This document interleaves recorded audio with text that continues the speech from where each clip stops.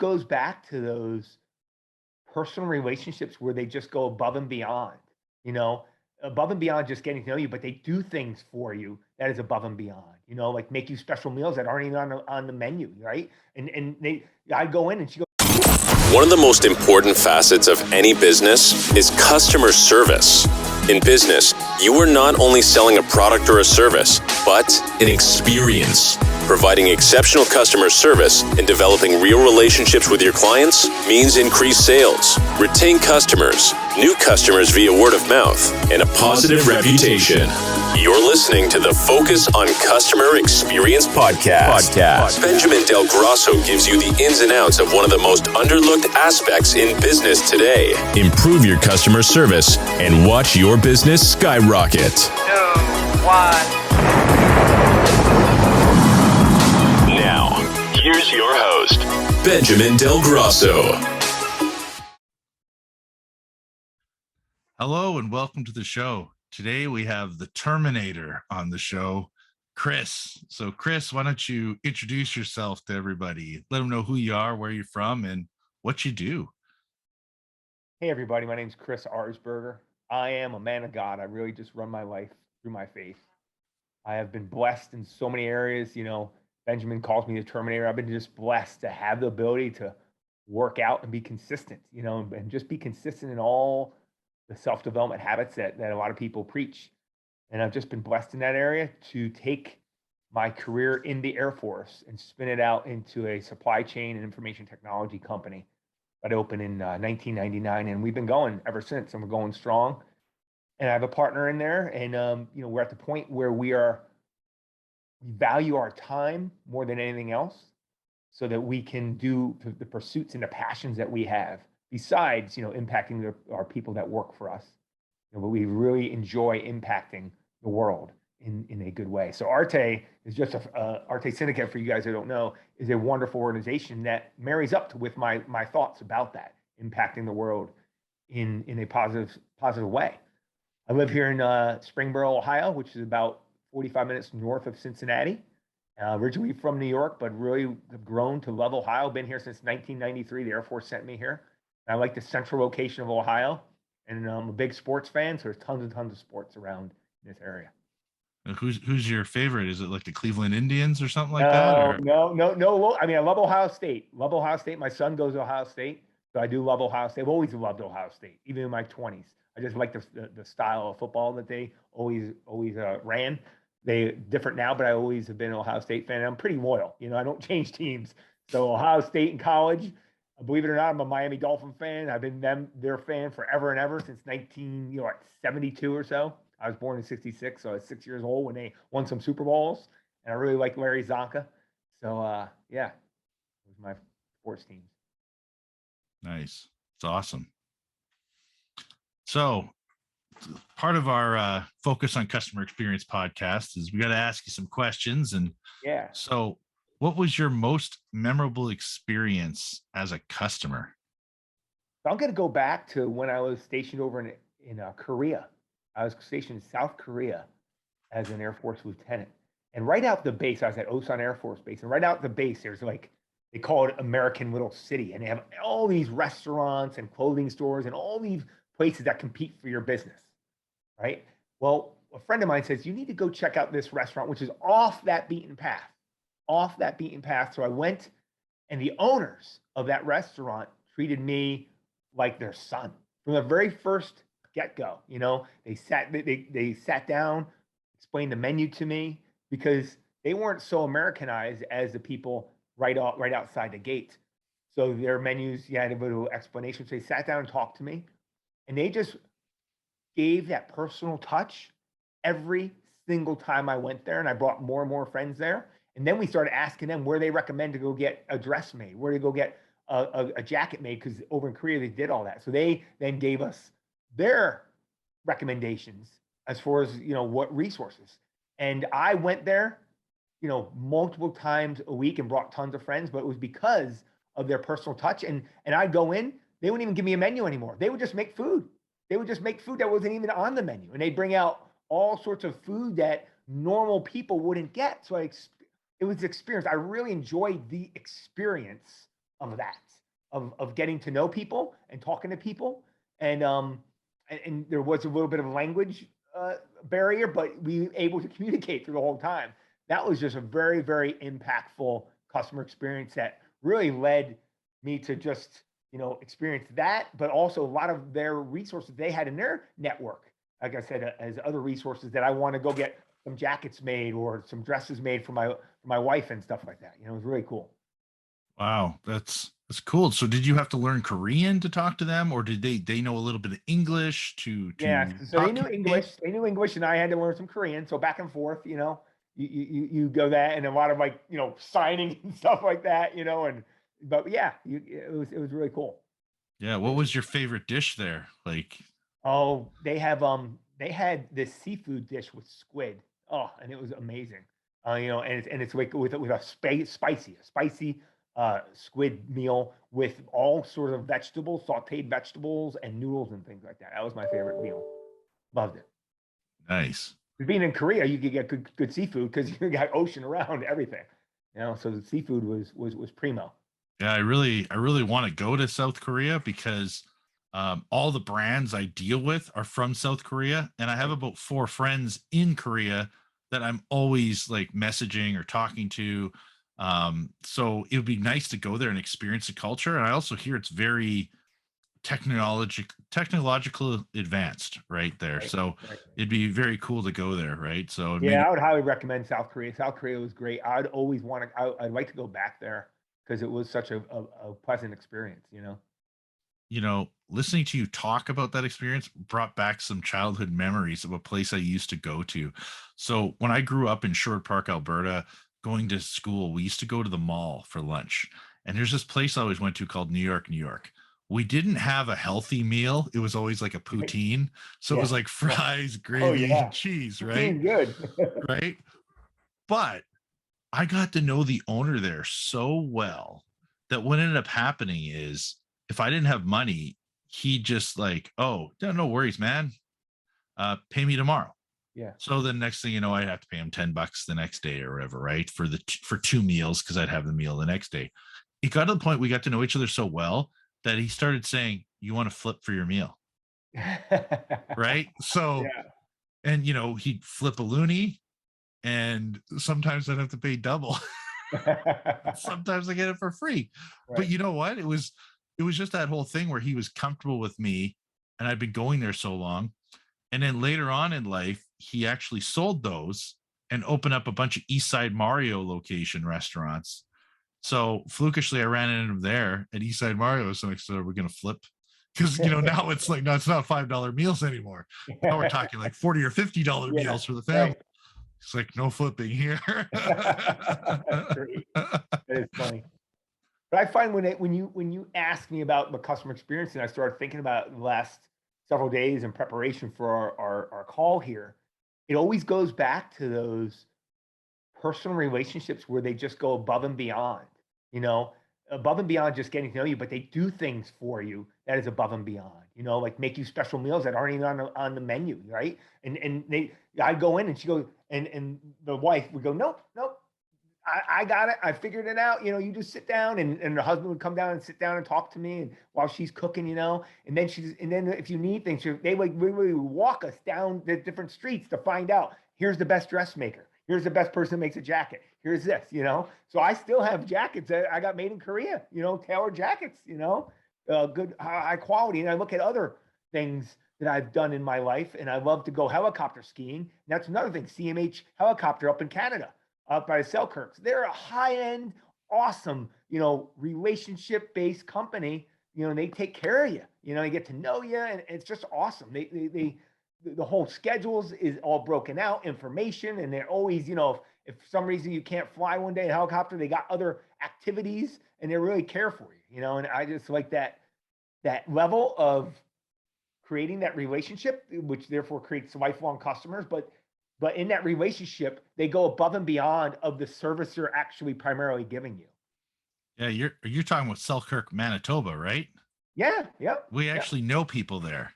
Yeah, so I go skiing. I was born in Winnipeg. I was born in Winnipeg. All right. So yeah, that's hilarious because Selkirk, Lockport, all those places are they're all out there. I think my parents still have really good friends actually out in the Selkirk area. So that's hilarious. I never actually put two and two together with them for skiing or whatever, right? So Yeah, that's interesting. yeah. So yeah, so But just looking at those customer experience, they always go back to for those same elements for me that really do it for me. nice. So when you look around at the world today, what has stood out to you as the biggest change in how we interact as customers? I just am, I'm really sad over the non face to face interaction where you get a computer generated phone call or you call for customer service and you're waiting online and you don't really hear someone's voice, and stuff like that. That whole personal touch, the automation is just something that really drives me crazy, and I will try to make sure my resources go to companies that still have that personal touch. Um, I just value that. I love talking to a person. I think I can explain my situation so much better talking to a person and going through automated. Yeah, I mean, I was on hold for an hour and 20 minutes the other day just to talk to somebody. And then when I talked to the person, they really didn't know 100% what they were doing, which was the worst part too, because Yeah. I've now waited an hour and 20 minutes to get on the phone with this person and they really didn't know what they were doing. On Yeah, top that of that, I made a comment of like, you really got to fix this on hold thing. It shouldn't take this long. And they basically told me they hate their job. And I'm like, oh man, this is like a disaster. But yeah, I totally agree with you. I'm not a fan of having to wait or that whole automation thing where they won't even talk to you. You're talking to a computer or talking to a chat bot kind of thing, right? well, you're talking to someone overseas, someone that can't has a hard time understanding your language and you have a hard time understanding their language, and I know as a business owner, I would never allow that to happen. I would make sure that I have systems and processes in place that I would scale up to make sure that the wait times aren't that because you're losing customers. Yeah. The wait times are that long, and I refuse when they say that, I forget about it, Thank God they have sometimes where they, you put your phone number in and they'll call you back. That's all right, but still, you're then talking to an automated service attendant, and you're talking about someone overseas. So, and that really, the overseas thing, sometimes I'm gonna have to put my phone on mute here. I'm getting a little busy. Well, you got a feeling, right? So Yeah, I got a feeling. That is my ringtone. It keeps me going. So, but yeah, overseas, talking to overseas people, it just the communication barrier is sometimes really tough to overcome. yeah. Oh, I agree with you. So what is one thing you do or have done to provide a positive experience? So I guess it goes back to the way the way I enjoy my customer experience is how I actually do it in our business with our customer. Our main customer is Department of Defense. So we have been working with the Air Force and Navy and Army and stuff like that. And we go through our company and I tell everybody that, hey, your role is to develop personal relationships with these people. You're not just there to code. You're not just there to give functional expert advice on the supply chain.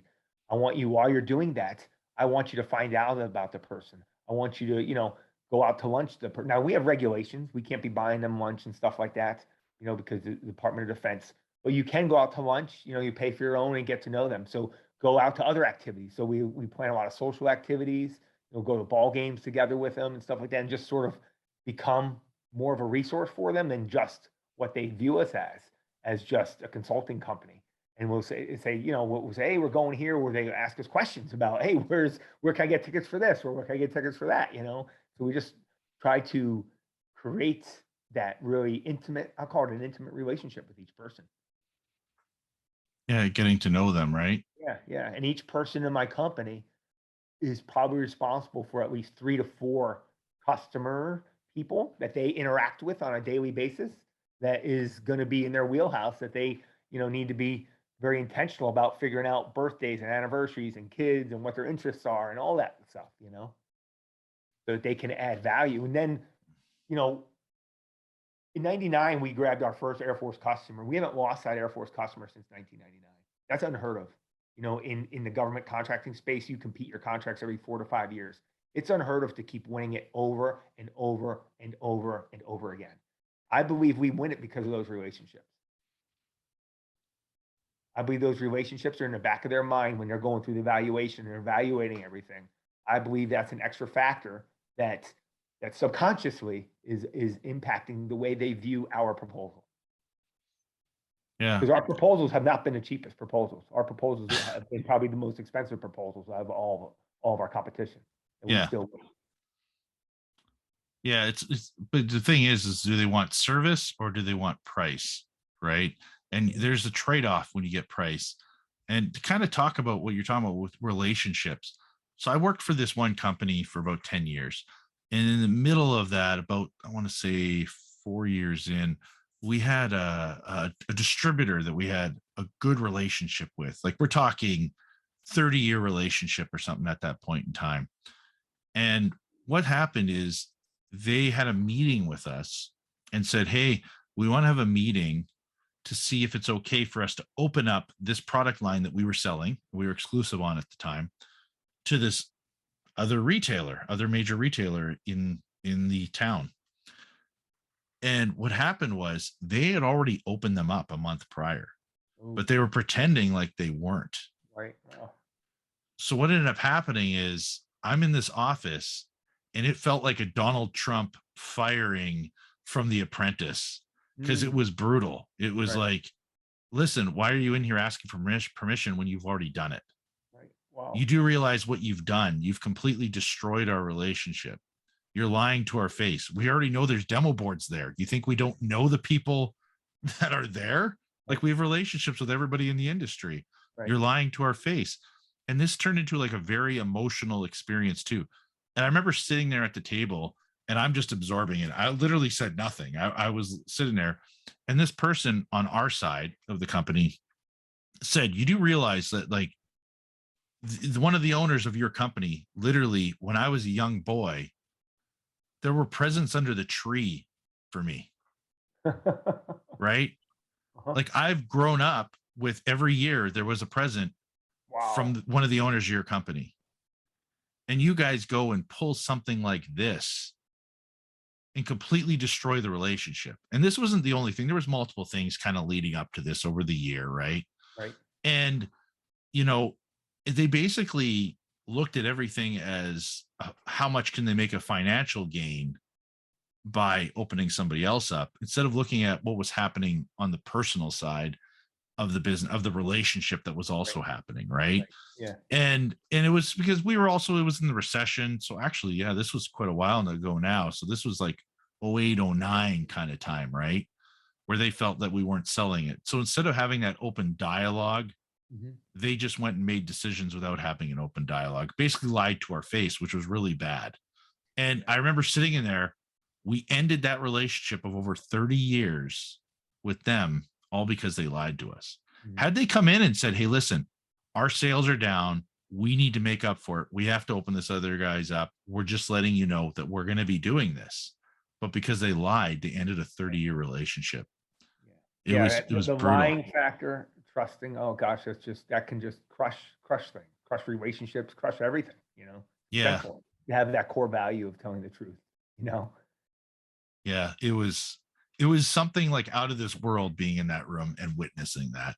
And because of that, noticing that, it was like, I never want to be those people on the other side of the room. I always want to be authentic. I always want to make sure to build that trust, because the last thing I want to do is lie to my clients about something. Right. Yep. So one of the biggest things that have helped us also in that customer experience is that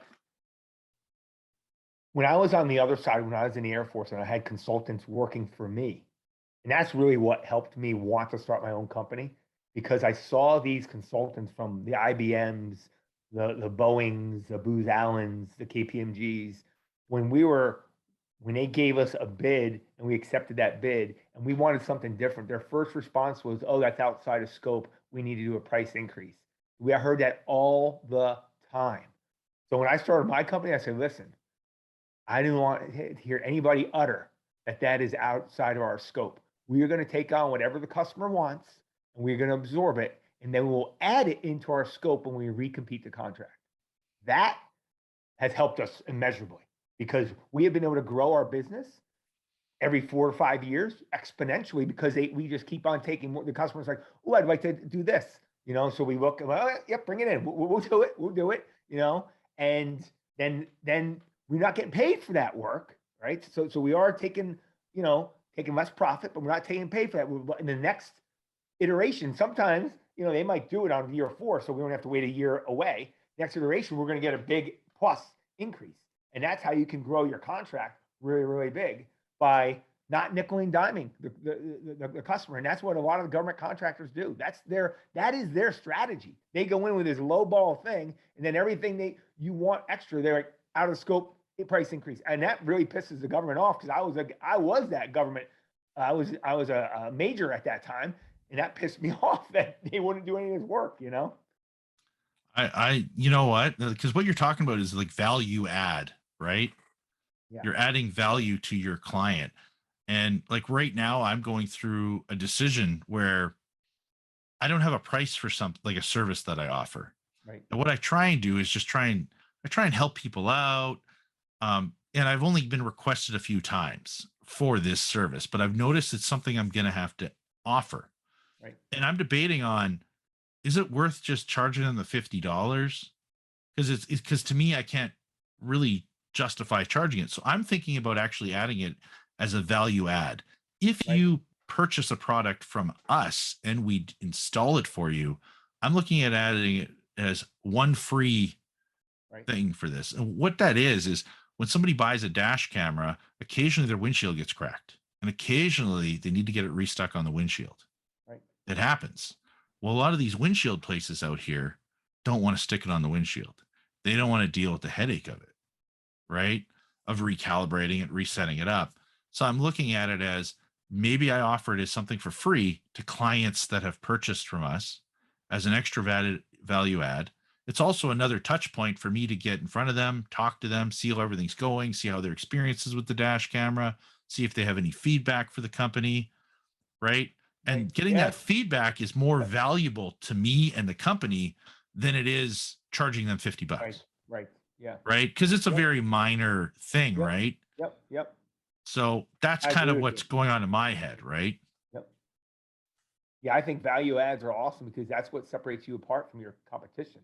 And then that brings value to the customers. Like, wow, he's giving me this thing for free that I value, and I think that's a key component of the I'm taking some stress, relieving that stress by giving them a solution, but it's not going to cost them any more money.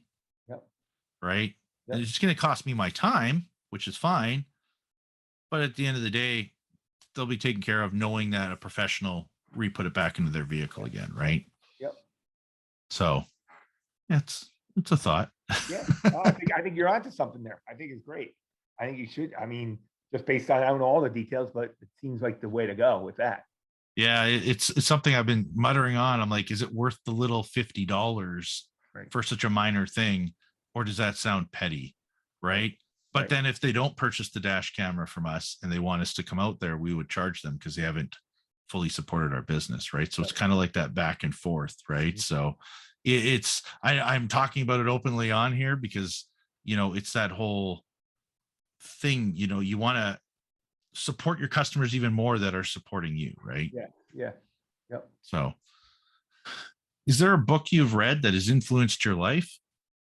Well, the Bible. That has really been my best self-development book. I love that. And then just other, it's funny. I try to read at least one book a month, and when I get done with the book, I take the notes that I've taken, like I highlight, and I condense them to 4 3x5 cards.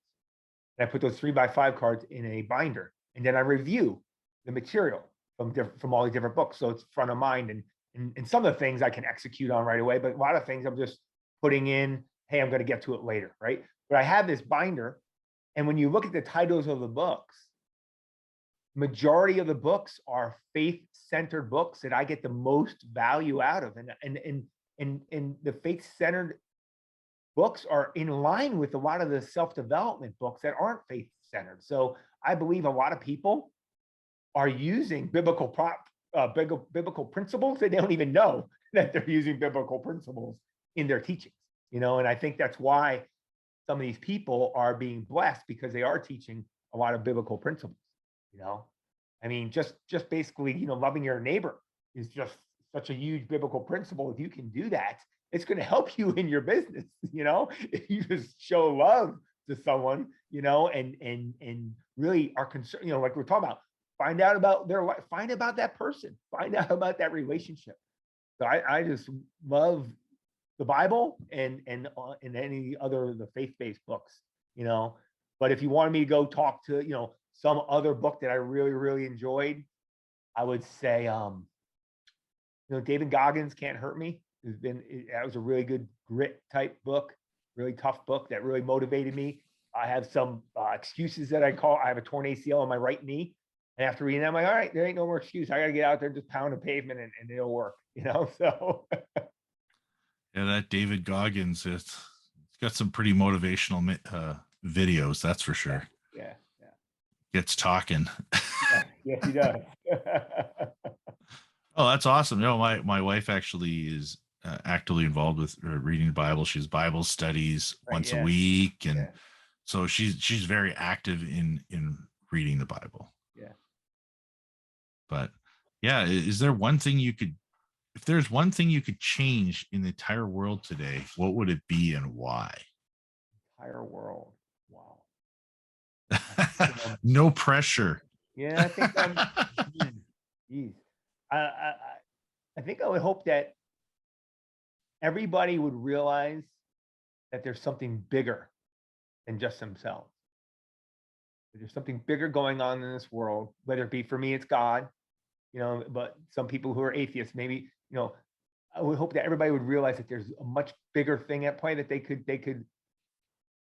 could have hope in something much bigger than themselves, and realize that there's something big that they can do in this world instead of playing small. Yeah, because I know you like to give back to the community. You help a lot of people out. You were talking. Yeah. Well, hey, you know what? You at least you put a lot of effort into it, right? Yeah. Right now, I'm not involved in any kind of community programs at this point in time, and to be honest, it's been something on my mind, trying to figure out what can I get involved in that will help somebody out. And I seen a homeless person. We do drive by homeless people and stuff like that. And I was like, part of me goes, I have $50 in my pocket, should I give them? But then I'm like, is that even going to do something for them? Right. I mean, so that's kind of like in my head, what kind of goes on with me, right? Would that do anything? Like, it would do something for them for a while, but what could I do to help these people out? Yep. Right. And I don't know, and I'm not educated on that kind of stuff. Right. It's so funny when I listened to one of Andy's podcasts. I think he had Eric, I'm going to pronounce his last name wrong, Eric Gankes on there, the senator who's running for Senator in Missouri. And I think it's Greitens. Greitens, that's it. And so sorry for butchering his name, but he talked about doing something. What can you do to actively help people, And he mentioned about helping people in poverty, and that really hit me, because that's where I'm at. I've been working with these people in poverty, providing a hand up versus a hand out. Provide coaching to them, provide mindset change, provide healthy habits, how to develop these things, how to live by core values. They don't know any of these things, right? Besides giving them the tactical solutions of, here's how to do a resume, here's how to interview for a job, here's grants that you can get for college. Besides doing all that, do these other things that Arte teaches us, So when he was talking about that, I'm like, wow, that's, when Andy says, go do something, men, he just get a podcast to all the men, you got to be active. What are you doing to change this country? And that really hit me. I really believe that we are getting the training. I'm getting the training from the Bible, from Jesus, from Andy and Ed, from all you guys in Arte. I believe God sent me all of you guys. I believe that every single person that I meet, God has given to me, that I'm supposed to learn something from all of you. And then I'm not just learn, I'm supposed to go step and go act. Now, I'm not going to step and go act mindlessly, so I'm going to pray over it or hear about it. Sometimes it immediately hits me. Sometimes it takes me a month, a year to act, right? For this house, this house I just bought about a couple of weeks ago, it's taken me 2 years to get to this spot. 2 years. God had to open doors and shut doors, because I was in some business real estate deals with some other people which tied up a lot of my capital. But then those people approached me this past February saying, Chris, would you ever sell? As soon as they said, Chris, would you ever sell? I knew that was God's little door opening that here. And these places were down in Memphis, Tennessee, and I live in Springboro, Ohio. And they were, managing, we had someone managing it and stuff. We'd go down there. We were on the board, the homeowner association, stuff like that. And it was just like, timing was perfect that someone asked me if I would sell. And I knew that when they asked me to sell, that I was in the better position to sell at a higher price. So I said, all right, let's figure that out. Sold those, got that capital, take that capital, invest in here in my local community. I didn't do anything. God did all that, God put that on my heart 2 years ago, about working with these people. People would tell me how their living environment is horrible. There's drug paraphernalia outside their front door. Their front door gets knocked down. The landlord doesn't get a new door. They have a piece of plywood there. You're talking families with kids, their air conditioning goes out. They don't care, all this slumlord thing. So I'm like, how can you guys prosper? How can you guys be an effective impact on a community if your home environment is just crap? So I'm like, all right, I'm going to go do something about this. It's interesting. Yeah, I don't know. You got me thinking about I don't know. I wonder if I maybe need to talk to my accountant and see if I can start my own little nonprofit to maybe do something for these people in the community. Like maybe I can, and I think you have to get them to the point where they want to actually listen to somebody. So I don't know if it has to be something where maybe I need to go there. And maybe let's say there's 5 people there and I have to go, hey, you know what? Can I get you a meal and pick up a meal and come back? And then while they're eating, maybe they'll listen to me because it's like, okay, he's done something for us.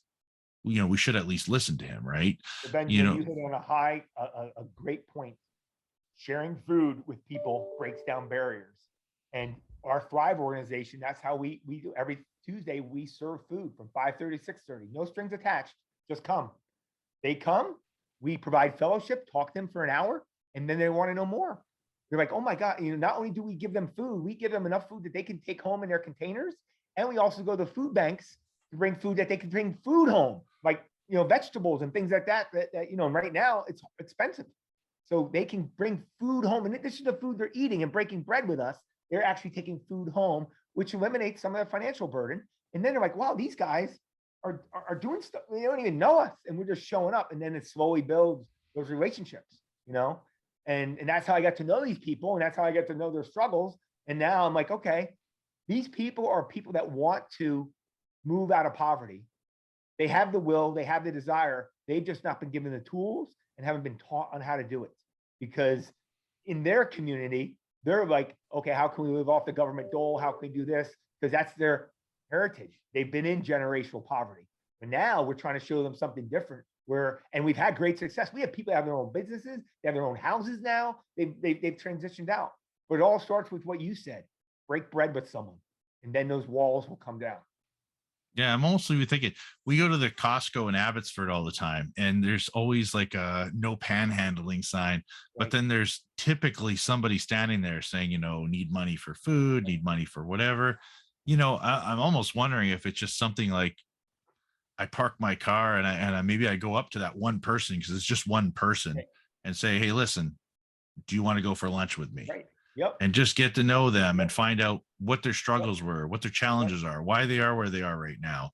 Yep. Do they even have a home to go to? Right. Yep. Right. Because some people do, but they just don't know income. Right. Yep. I agree. Because, I want to do something, but it's like trying to figure out what I want to do, because I don't want to and maybe this sounds different than maybe what you do, but I don't want to just give money to UNICEF or something like that. Right. Like I want to, if I'm going to do something, I want to know that, like when I used to work at Best Buy, there were some people that literally lived paycheck to paycheck. Right. Yep.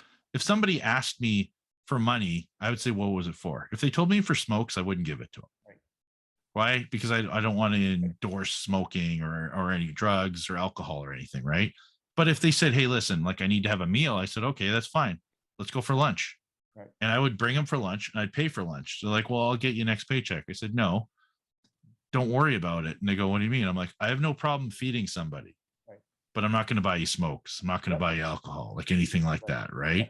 So I used to do that for like fellow coworkers when I worked worked at best, but many years ago, 02 to Yep. 06 kind of thing, right? Because I know there were some people that were tight with money, right? Yep.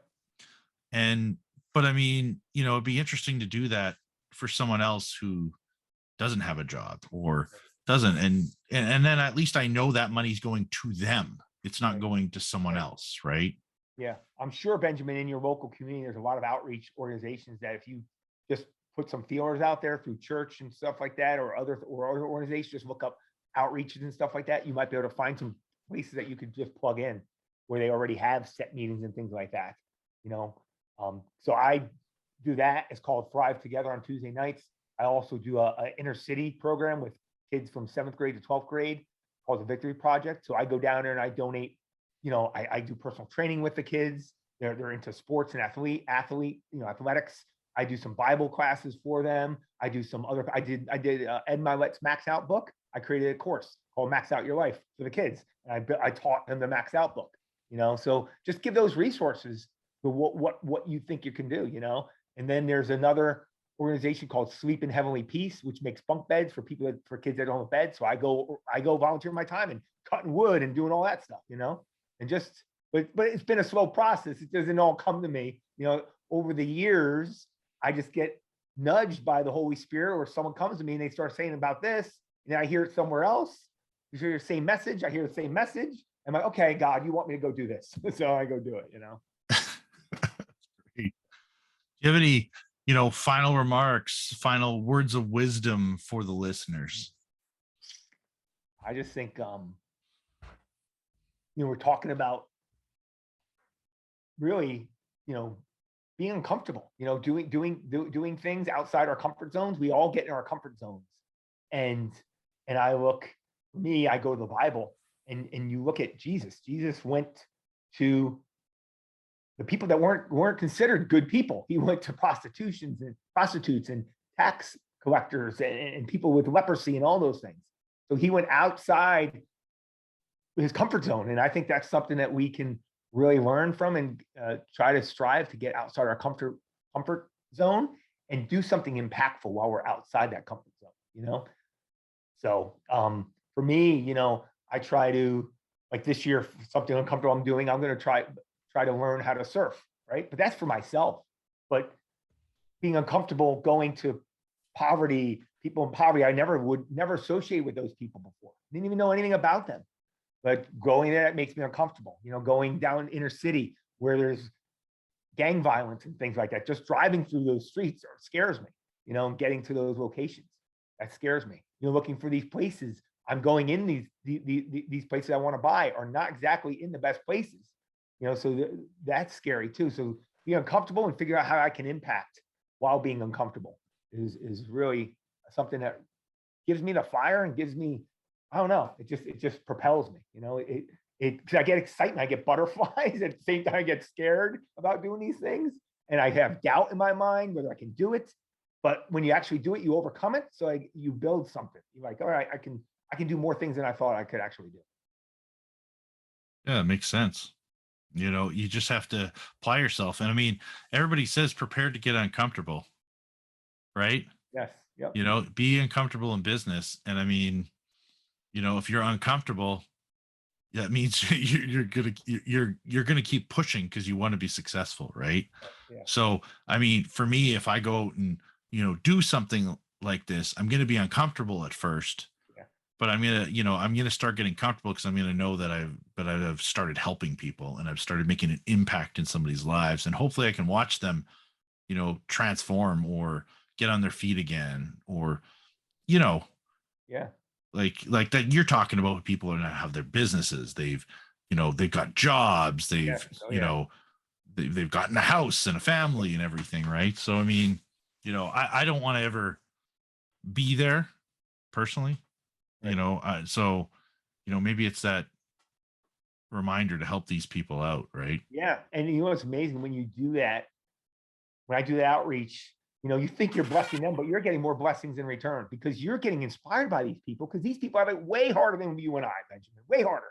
And they are grinding every single day and moving that ball, up that hill or down there, wherever you want it, a little bit, and they're grinding away. They have all these issues. They had health issues and mobility issues and relationships and, their family's dysfunction, all this stuff, tons of poverty, not just poverty of finance, poverty of relationships, poverty of health, poverty of education, poverty of just in their living environment. For them to go shopping to a food store, it takes them 3 to 4 hours to go because they don't have cars. They have to rely on public transportation to go. It takes them 3 to 4 hours just to go shopping. It takes me 15 minutes. I get my car, and they live in food deserts, right? These people in poverty live in food deserts because it's too dangerous to have a supermarket where they live. So they have to go far away. I didn't know any of that stuff until I started doing this. I didn't know how hard these people had it. They taught me a lot, and to really appreciate my life where I'm at, and then I need to give back. Yeah, well, that's what they say, is to have gratitude every day, right? Yeah. So I think you start being a lot more grateful for what you have when you start realizing what you could not have. Yeah, right. So right. Yeah, it's deep. We went pretty deep on this podcast. All right. Hey, that's what it's all about. Customer experience. I like it. But yeah, no, this is awesome. Having the Terminator on here. Oh God. But we're gonna meet next week in person, so that's gonna be exciting. We're gonna have a great time. Yeah. But yeah, thanks a lot for coming on here. This is great. We went a little deep, but it was I think it was well worthwhile. One thing before we do go on the uncomfortability, I will say that Andy Frisillo's Live Hard program is just absolute the best at teaching uncomfortability. I did that Live Hard in 2021, and it taught me so many things. So, I know you're talking about phase 1, but make sure, do phase 1, phase 2, phase 3. It was just unbelievable. It got me out of a lot of my comforts. I think someone told me that one of the phases you have to do random acts of kindness. Yeah. Yeah. That's phase 3. So phase 3 was my favorite. You had to do a random act of kindness every single day, and you had to meet a complete stranger and have a discussion. Well, I documented every single random act of kindness, and I documented every stranger I met with information about what I did and all those kinds of things. And some of those strangers that I met are now friends of mine because I knew information about them. I'd see them again here and there at the gym or out and about. And I'd go up to them and talk to them again. I'm like, all right. So it was really, really blessed. Well, a lot of people right now are hiding behind their little Instagram profile or their YouTube, but they're not going out and actually meeting people. They're just producing content. Right. And that's why I like doing the podcast is I get to meet people from all over the world. Right. Like you and I, we wouldn't have crossed paths unless we were in the networking group that we're in. And right now we're on here.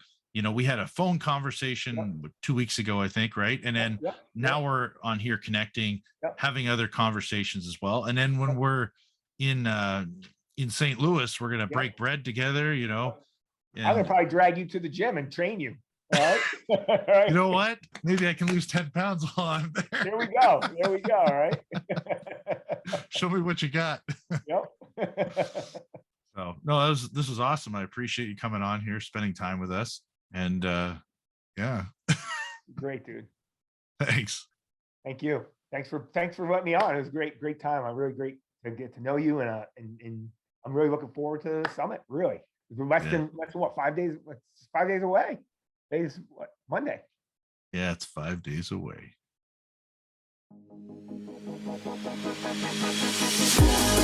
Thanks for listening to the Focus on Customer Experience podcast. Be sure to subscribe wherever you get your podcasts so you never miss an episode.